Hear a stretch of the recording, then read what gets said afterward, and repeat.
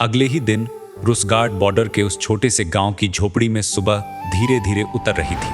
सुनहरी धूप छोटी छोटी खिड़कियों से भीतर सरकती हुई लकड़ी के बिस्तर पर आ ठहरी।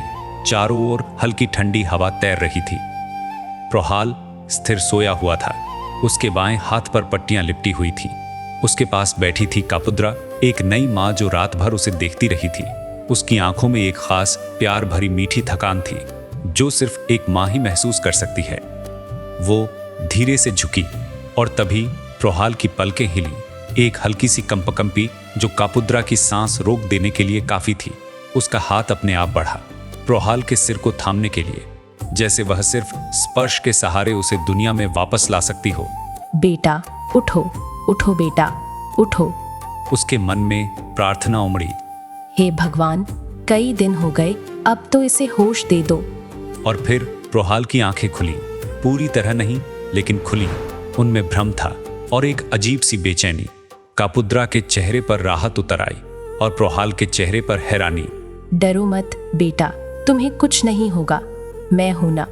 प्रोहाल इस नई दुनिया को देख रहा था। उसके लिए सब कुछ अनजाना आश्चर्य से भरा हुआ था। बेटा, क्या तुम बोल सकते हो? तुम कौन हो? तुम्हारा नाम क्या है? मैं कौन हूँ? एक सवाल जिसका जवाब अब कहीं खो चुका था। वह अपना सब कुछ भूल चुका था। उसी वक्त जेबहिज़दा, कापुद्रा के पिता, यह सब हैरानी और हल्की बेचैनी से देख रहे थे। बेटा, तुम कहाँ रहते हो? तुम्हारे माँ बाप कौन है? मुझे नहीं पता। 3 शब्द, छोटे और खाली, लेकिन इतने काफी यह समझने के लिए कि प्रोहाल अब अपनी ही जिंदगी से पूरी तरह भटक चुका था। लगता है यह लड़का सब कुछ भूल चुका है, कापुद्रा। उसी क्षण प्रोहाल ने कापुद्रा की ओर देखा। उसके मासूम होंठ हल्के से हिले। माँ। कापुद्रा का हृदय जैसे एक पल के लिए थम गया। पूरा शरीर उस एक शब्द से भर उठा। क्या कहा तुमने? माँ। मुझे प्यास लगी है, माँ। कापुद्रा जल्दी से पानी का एक गिलास लाई। धीरे से उसे उसके होठों तक झुकाया। प्रोहाल धीरे धीरे पानी पीने लगा। कापुद्रा की आंखें नम होकर चमक उठी। तुम्हारी माँ कौन है बेटा? मेरी माँ तो आप ही हैं। कापुद्रा ने उसे भावुक होकर एक लंबे पल तक देखा। उस नजर में आश्चर्य भी था और एक अपनापन भी। हाँ बेटा, तुम मुझे माँ बुला सकते हो। और उस छोटे सुनहरे साधारण कमरे में समय ने चुपचाप माँ और बेटे का एक नया रिश्ता गढ़ दिया। माँ, वो कौन है? वो तुम्हारे दादाजी हैं। जेबहिज़दा दरवाजे के पास खड़े थे। उम्र की रेखाएं उनके चेहरे पर साफ थीं, लेकिन आंखों में अपनेपन की नरमी उतर आई थी। माँ, मेरा नाम क्या है? मैं भूल गया। कापुद्रा ने एक पल अपने पिता जेबहिज़दा की ओर देखा, फिर प्रोहाल की ओर। तुम्हारा नाम? वो ठहरी। भोला। तुम मेरे भोला हो, मेरे बेटे। भोला? कापुद्रा मुस्कुराई। हाँ भोला, लेकिन और एक नाम है तुम्हारा। तुम्हारे हाथ पर धुंधला सा लिखा हुआ था, कुछ याद है? नहीं, मुझे कुछ याद नहीं, माँ। कापुद्रा ने उसके बालों को सहलाया और धीमे से कहा, प्रोहाल, यही तुम्हारा नाम है। कुछ याद आया? नहीं माँ, मुझे कुछ याद नहीं। कोई बात नहीं, अब तुम मेरे भोला हो। भोला बहुत सुंदर नाम है, कापुद्रा। प्रोहाल के लिए अब यही नाम बिल्कुल सही लगता है। हाँ पिताजी, वो मेरा भोला है और मैं उसकी माँ कापुद्रा। सुबह की धूप खिड़कियों से भीतर आकर प्रोहाल के चेहरे पर ठहर गई। उसके पट्टी बंधे हाथ पर उस छोटे कमरे में जहां वह एक नए नाम से परिचित हुआ था। प्रोहाल ने उसे देखा। उसकी आंखों में भरोसा था, नाजुक लेकिन पहले से गहरा। उसका शरीर अभी कमजोर था, बिस्तर पर लेटा हुआ, फिर भी वह उठने की कोशिश कर रहा था। नहीं मेरे बहादुर, तुम्हें आराम करना है। अभी सो जाओ, मैं यही हूँ और हमेशा तुम्हारे साथ रहूंगी। ठीक है माँ। वो फिर से लेट गया। उसने आंखें बंद कर ली। एक शांत सुकून कमरे में उतर आया। कापुद्रा उसे देखती रही।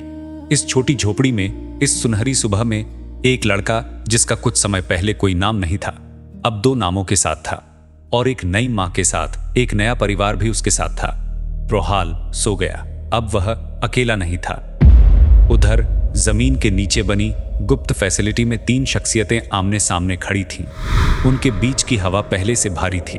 जिरात की नजर धीमी रोशनी को चीरती हुई जराथ्रेक्स पर आ टिकी। तुमने सब कुछ बर्बाद कर दिया जराथ्रेक्स, हमारी सारी योजनाएं अब तबाह हो गई हैं। जराथ्रेक्स चुप रहा। उसका चेहरा और पेट पर लिपटी पट्टियां एक ऐसी नाकामी का प्रमाण थीं जो शब्दों से ज्यादा बोल रही थी। जिरात, घबराओ मत। द्रोणाभीर अब तक मर चुका होगा। उसके ब्रेन चिप के केमिकल ने अपना काम कर दिया होगा, और अगर वह बच भी जाए तो भी अपना पुराना इतिहास याद नहीं कर पाएगा, जैसे उसकी बहन अत्रिणी के साथ हुआ था। अब अपने मूल उद्देश्य पर ध्यान दो। हम अभी भी इस स्थिति को संभाल सकते हैं। 3 लोग, 3 अवस्थाएं। जिरात गुस्से और बेचैनी के बीच फंसा। जराथ्रेक्स शारीरिक और पेशेवर दोनों घावों को भीतर छिपाए, और बेलिसिया उम्मीद के आवरण में रणनीति परोसती हुई। मुझे यकीन है कि द्रोणाभीर अब इस दुनिया में नहीं रहेगा, लेकिन जिरात इंसानी दिमाग रहस्यों की एक गहरी भूल भुलैया है। हमारे टूल्स चाहे जितने भी एडवांस क्यों ना हो, इंसानी मस्तिष्क को पूरी तरह समझने में अब भी संघर्ष करते हैं। तो फिर तुमने क्या प्रगति की है जराथ्रेक्स? हमारी योजनाएं टूट रही हैं। हमारा मूल उद्देश्य अभी भी बहुत दूर है। हम अभी इतने शक्तिशाली नहीं कि अकेले दुनिया से टकरा सकें। मैं समझता हूँ जिरात, मैं अपनी रिसर्च में और गहरे उतरूंगा। मुझे यकीन है एक दिन पूरी पृथ्वी हमारे कदमों में होगी। हाँ जराथ्रेक्स, उसी दिशा में काम करो। एक दिन काप्राल इस ग्रह का राजा बनेगा। मैं ये प्रतिज्ञा ले चुका हूँ। पास खड़ी बेलिसिया की आंखें चमक उठी, जैसे वह इस स्वप्न को वर्षों से भीतर पाल रही हो। लेकिन कुछ बदला नहीं। जिरात के चेहरे से गुस्सा गया नहीं। धीरे धीरे एक खतरनाक मुस्कान लौट आई। वो मुस्कान जो खुशी से नहीं आती बल्कि चूके हुए अवसर की पहचान से जन्म लेती है। द्रोणाभीर का बेटा प्रोहाल, एक हथियार जो कभी इस्तेमाल ही नहीं हुआ। अब द्रोणाभीर के जाने के बाद शायद उसकी कोई जरूरत ना हो, फिर भी महाबला के वंश को समाप्त करने की जो आग जिरात के भीतर थी वह बुझी नहीं। वह सोचता रहा, ठंडी गणना करता रहा, और अंधेरे में एक नई योजना आकार लेने लगी। मेरी, द्रोणाभीर के बेटे और उसकी पत्नी रेभानी के लिए योजनाएं थीं, लेकिन अब सब कुछ धीमा हो गया है। हम अपने लक्ष्य तक पहुंचने का कोई और रास्ता ढूंढेंगे। हमारी महत्वाकांक्षाओं को इतनी आसानी से रोका नहीं जा सकता। बेलिसिया एक और खड़ी थी। उसके चेहरे पर एक रहस्यमय मुखौटा था। पढ़ पाना आसान नहीं। उन्हें भूल जाओ जिरात। अब किसी ध्यान भटकाने वाली चीज की जरूरत नहीं। सिर्फ हमारा लक्ष्य मायने रखता है। जिरात ने उसे ध्यान से देखा। उसकी आंखों में एक धीमी चमक उभर आई। ध्यान भटकाने वाली चीजें? क्या तुम रेभानी से जल रही हो बेलिसिया? बेलिसिया नहीं हिचकिचाई, जैसे जवाब पहले से तय हो। नहीं जिरात, मैं बस नई समस्याएं नहीं चाहती। हमारा मूल लक्ष्य ही महत्वपूर्ण है। वैसे भी अकुमा का परिवार लगभग समाप्त हो चुका है। तुम्हारा गुस्सा अब शांत होना चाहिए। यह सिर्फ मेरा नहीं, मेरे भाई का भी संकल्प था। महाबला का वंश मिट जाना चाहिए, लेकिन अभी वह पूरी तरह समाप्त नहीं हुआ है। फिर भी तुम पहले से अधिक संतुष्ट तो हो। हाँ, मैं संतुष्ट हूँ, लेकिन हम द्रोणाभीर को इस्तेमाल नहीं कर पाए। यह कमी मुझे खलेगी, और वह गुफा अब भी हमारी पहुंच से दूर है। तो चिंता मत करो जिरात, द्रोणाभीर का क्लोन निर्माण प्रक्रिया में है। जल्द ही हम उस गुफा तक पहुंच जाएंगे। ठीक है, प्लान बी को तेज करो। कोई सबूत नहीं रहना चाहिए। कोई देरी नहीं। तुम जानते हो काप्राल सबूतों से नफरत करता है। जराथ्रेक्स ने सिर झुका दिया। आंखों में चमक थी, डर नहीं, महत्वाकांक्षा। मैं समझता हूँ मालकिन, मुझे थोड़ा समय दीजिए। सब कुछ नियंत्रण में आ जाएगा। हमारी योजना अवश्य फलीभूत होगी। कमरे में फिर सन्नाटा छा गया। 3 परछाइयां एक ही अंधेरे की सेवा में बंधी हुई। फैसले हो चुके थे, योजनाएं चल पड़ी थीं, और अंधकार अब रुकने वाला नहीं था। लेकिन अब आगे क्या होगा? कौन बचेगा, कौन मिटेगा, और किसकी किस्मत इस अंधेरे को ही चुनौती देगी? अगले ही दिन टिबोथल फ्यूचरिस्टिक मेडिकल सेंटर की ठंडी दीवारों के भीतर गलियारे में रेभानी तेजी से चल रही थी। उसके पीछे द्रोणाभीर की मां अकुमा भी भागती हुई आ रही थी। द्रोणाभीर कहाँ है? मेरा बेटा कहाँ है? रेभानी अचानक रुक गई। उसने उसे देखा जिसके लिए वह सालों से उम्मीद लेकर बैठी थी। रेभानी की आंखें नम थीं, रोती हुई। वह अपने पति द्रोणाभीर के लाचार शरीर को इमरजेंसी केबिन के भीतर देखती रही। पास में एक नर्स खड़ी थी। मैडम, मुझे यह कहते हुए खेद है, तकनीकी रूप से आपके पति अब हमारे साथ नहीं है। उसके शब्द तीर की तरह रेभानी के हृदय में धंस गए। वह जैसे मूर्ति की तरह स्थिर हो गई। उसकी दुनिया फिर से रुक गई और पास में खड़ी अकूमा भी इमरजेंसी केबिन के बाहर से अपने बेटे को देखती हुई रो रही थी। नहीं नहीं, यह सच नहीं हो सकता। मुझे अफसोस है मैडम, वो गहरे कोमा में है। ठीक होने की संभावनाएं लगभग नामुमकिन हैं। हे भगवान, ये कैसा खेल खेल रहे हो हम सब के साथ। नियति ने यह दिन क्यों दिखाया? अपने बेटे को इतना पास पाकर भी मैं उसे पा न सकी। सब कुछ खामोश हो गया। नियति ने कोई जवाब नहीं दिया, बस चली गई। द्रोणाभीर। एक शब्द, उसका नाम, पुकार की तरह नहीं, मन के भीतर से टूटी हुई आवाज की तरह। नहीं, यह सच नहीं हो सकता।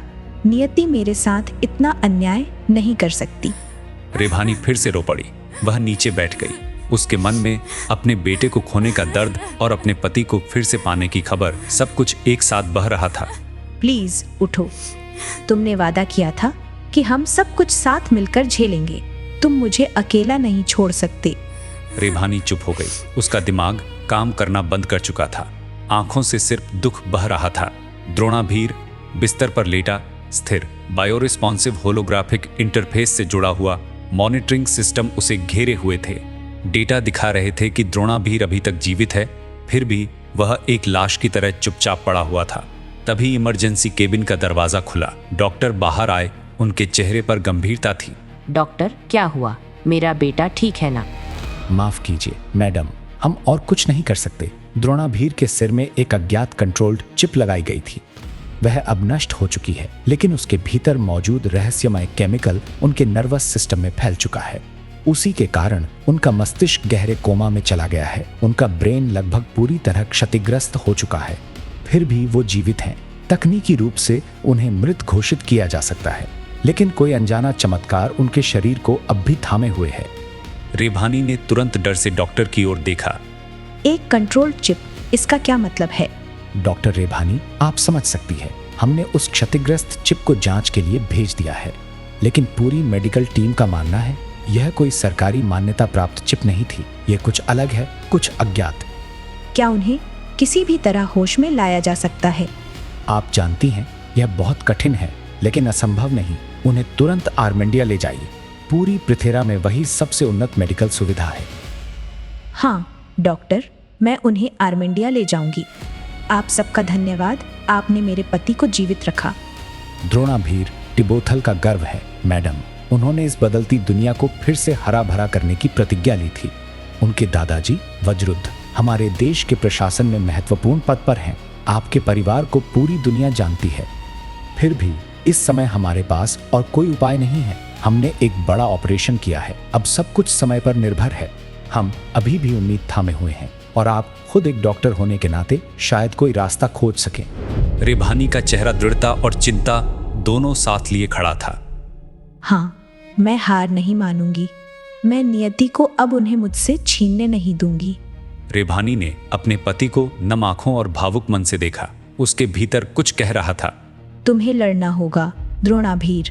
हमारा बेटा, मैं उसे खो चुकी हूँ। अब मैं पूरी तरह टूट चुकी हूँ। भगवान का शुक्र है, उन्होंने तुम्हें मेरे पास लौटा दिया। कृपया मुझे इस दुनिया में अकेला मत छोड़ो। उस पल सब कुछ खो देने के बाद भी रेभानी की आंखों में एक उम्मीद थी। समय चुपचाप देखता रहा एक ऐसी औरत को जो गहरे दुख से टूटी हुई थी, फिर भी नियति को फिर से लिखने के लिए खड़ी थी। लेकिन नियति कभी इतनी आसानी से नहीं बदलती, और कहीं भीतर जैसे कोई अदृश्य शक्ति उसकी चुनौती सुन रही हो। समय बहता रहा।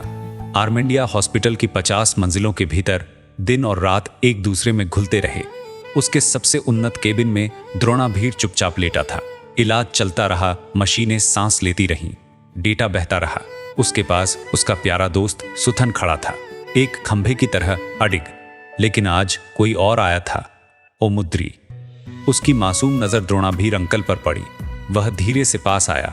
उसने द्रोणाभीर के माथे पर अपना हाथ रखा।